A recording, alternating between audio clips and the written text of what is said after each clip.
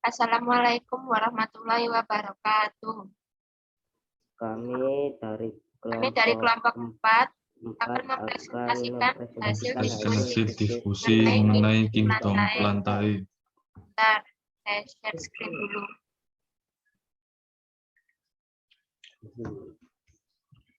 Ini di video loh. Iyalah. direkam. Cek. Ya Allah. Bentar.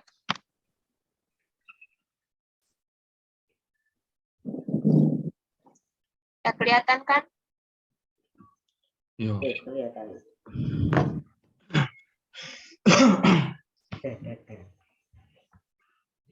Berikut daftar isinya. Terdiri dari ciri umum, ciri khusus, klasifikasi, dan contoh masing-masing. Giliranmu. Ciri umum disusun. Iya, rek.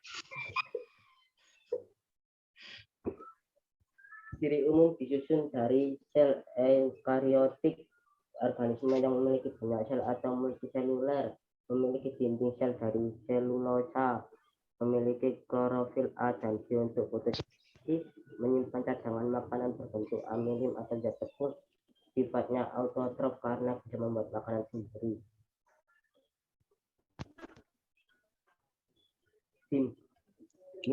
Ciri khususnya terdiri dari vakuola sentral besar sama sel mengandung kloroplas dan klorofil, mampu melakukan fotosintesis, daun-daun hijau, mengandung biji, mampu melakukan reproduksi seksual. Klasifikasi plantae dibagi menjadi 3 bagian. Yang pertama, tumbuhan lumut atau yang bisa kita sebut sebagai bryophyta. Sebuah divisi tumbuhan yang hidup di darat, umumnya berwarna hijau dan berukuran kecil. Dapat tidak tampak dengan bantuan lensa dan ukuran lumut yang terbesar adalah kurang dari 50 cm. Lumut hidup di batu, kayu, gelondongan, pepohonan, dan tanah. Lumut tersebar hampir di seluruh belahan dunia terkecuali di dalam laut.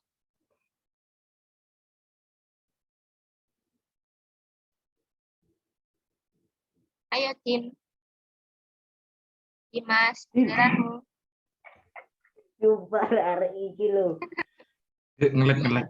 Tumbuhan paku Pteridophyta merupakan tumbuhan paku yang tergolong dalam tumbuhan kormus berspora, di mana tumbuhan ini menghasilkan spora dan memiliki susunan daun yang umumnya membentuk bangun sayap, yaitu pada pucuknya yang terdapat bulu-bulu.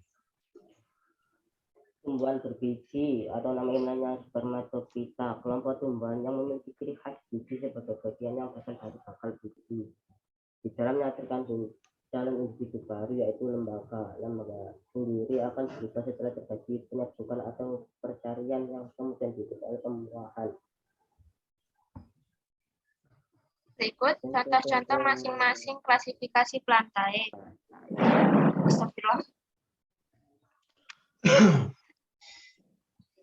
Untuk tumbuhan lumut sendiri dibagi menjadi 3 bagian, yaitu lumut daun, Bryopsida. Contoh-contohnya Polytrichum commun, Dipodotium campylopus, Polytrichum hyperboreum, Sphagnum palustre, Sphagnum squarosum.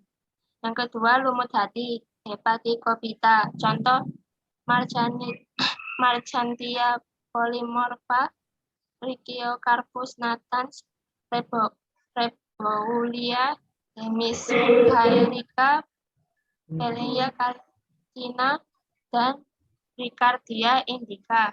Yang ketiga, lumut tanduk. Anthoceropsida. Contoh Anthoceros punctatus,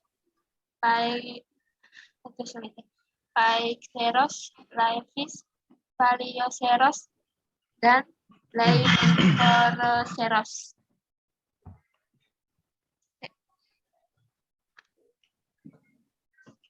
tumbuhan paku Pteridophyta ada subdivisi Lycopsida, paku kawat, contoh Lycopodium ternum, paku kawat, serta Selaginella pakurane. Subdivisi Sphenopsida, contoh Equisetum palustre. Subsidi Pteropsida, contoh Adiantum juniatum suplir. Asplenium nidus, paku sarang kuda, dan Marsilea crenata, semanggi. Subdivisi Psilopsida, paku purba, contoh subdivisi Psilopsida ini adalah Psilotum nudum. Berdaun makrofil, contoh suplir, bambu air, Equisetum Hemil. Kurang lebih seperti ini contoh-contohnya. Tumbuhan berbiji atau namanya spermatopita dibagi dua, yaitu Gymnospermae dan Angiospermae.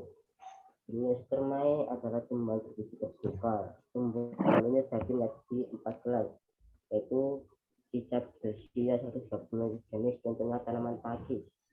Coniferopsida 600 sampai 640 jenis, contohnya tanaman pinus.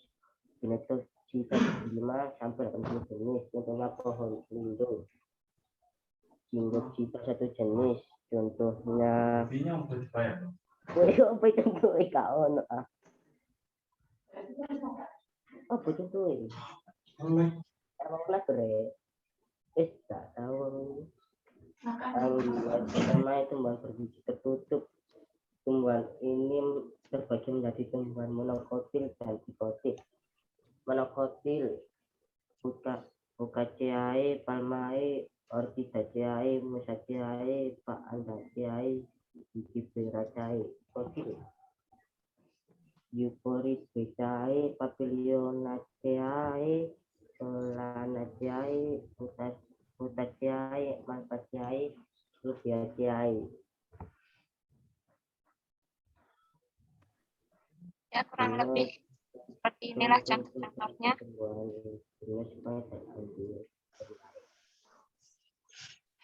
Baik, Terima sekian dari kasih atas presentasi. perhatiannya.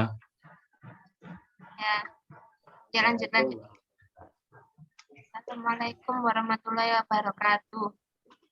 Waalaikumsalam.